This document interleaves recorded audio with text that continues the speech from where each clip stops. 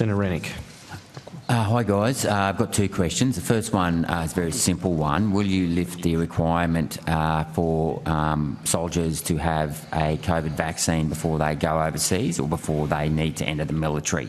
I know the AFP have dropped theirs and most other organisations have dropped theirs. Is that something the military is prepared to do? Senator, we'll just change the officials out to be in a position to answer. Senator Rear Admiral Sonia Bennett, Surgeon General, Defence Force. So the nature and circumstances of deployment mean access to healthcare is not readily available. So health has a number of requirements for individual readiness for deployment. Vaccination is one of those for a range of vaccines, and you've asked specifically about COVID.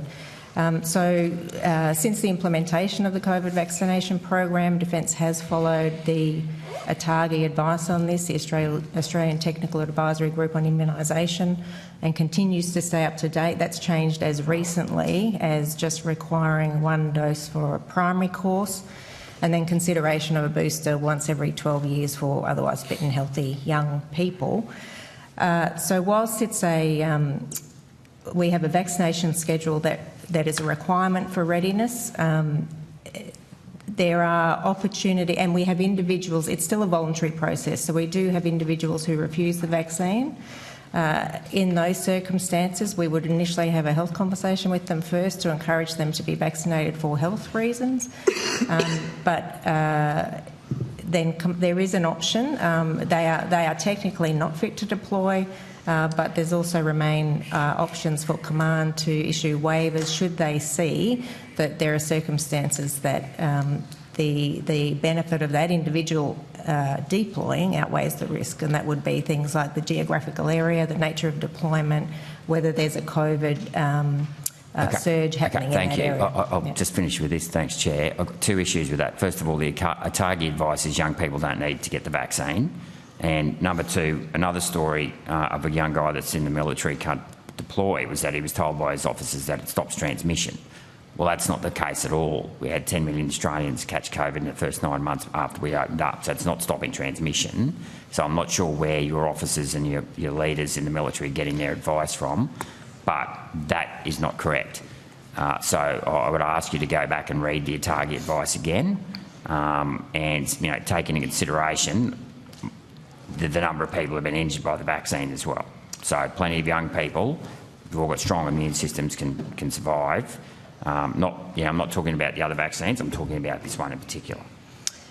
Yes, so Senator Rennick, in 2024 ATAGI advice, so unless they've issued more recent advice, does recommend one vaccine as a primary course for people over the age of 18 who are otherwise fit and healthy. So I think it depends on whether you consider a recommendation versus a mandate, and ask those people to consider a vaccine every 12 months. And that consideration will be based on whether we've got COVID circulating in the community, as we did as recently as late last year. Yeah. I agree with you on transmission, that the nature of that has changed over time. Certainly during the pandemic there was an element of transmission reduction that occurred when people were initially vaccinated. Less important now. It's more about protecting the individual and the capability on deployment that vaccination is required for. But here's the thing, you're saying one dose.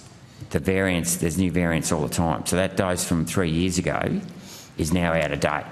And yet, say if you got one dose 3 years ago, you're entitled to go overseas, but you're actually out of date. And if you actually read the report, the non-clinical report, anyone that's had COVID has 100% CD4 T cell protection and 70% CD8 T cell protection. So, why it's just an unnecessary thing. Even other agencies like the AFP have dropped this requirement. So it just seems to me it's an unnecessary blockage, especially when we're trying to recruit more people into the military. All right. Thanks a lot, Senator Rennick. Thanks, Chair. I'll leave it at that.